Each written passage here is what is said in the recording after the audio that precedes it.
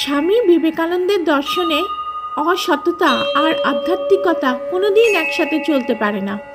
যারা সমাজ বা মানুষের ক্ষতি করে এসে মন্দিরে লক্ষ লক্ষ টাকা দান করে বা বড় করে পুজো করে, তারা আসলে ভগবানকে ঘুষ দেওয়ার চেষ্টা করে।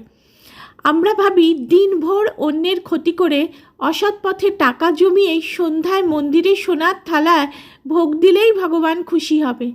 কিন্তু মনে রাখবেন, ওটা আসলে পুজো বা ঈশ্বর ভক্তি নয়, নিজের পাপ ঢাকা দেওয়ার একটা ব্যর্থ চেষ্টা, যাকে বলা যেতে পারে শয়তানের পুজো।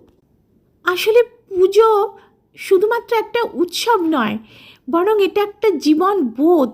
এটা আমাদের শেখায় যে আমরা যাই করি না কেন সেটা ভালোবেসে করব, যত্ন নিয়ে করব। পুজোর সময় দেখুন, আমরা আমাদের পরিবারের বন্ধু বান্ধব, আত্মীয় স্বজন তথা সমাজের সঙ্গে একত্রিত হই। এটা একটা একতার সময়, এটা ভালোবাসার সময়। এই পুজো আমাদের মনকে পরিষ্কার করে, আমাদের আচরণকে ভালো করে। সুতরাং এটা নিজেকে উন্নত করার সময়। আসল কথা হলো, কাজের মধ্যেই ঈশ্বর বিদ্যমান। Work is worship.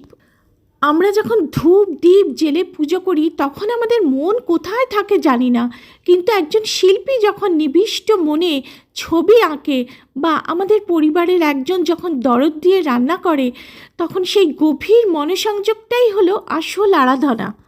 নিজের কাজকে ফাঁকি না দিয়ে মানুষের উপকারে লাগাই হলো সৃষ্টির সেরা পুজো।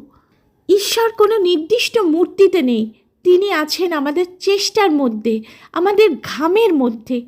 তাই আগামীকাল যখন কাজ শুরু করবেন, মনে মনে ভাববেন আপনি কোনো কাজ করছেন না, বরং নিজের সেরাটা দিয়ে অঞ্জলি দিচ্ছেন।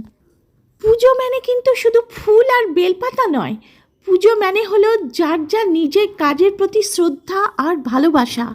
আমি যখন আমার অসুস্থ মায়ের সেবা করি, কিংবা আপনারা যখন অফিসে বা নিজের প্রফেশনে নিজের সেরাটা দেন, সেই সততাটুকুই কিন্তু ভগবানের কাছে পৌঁছয়।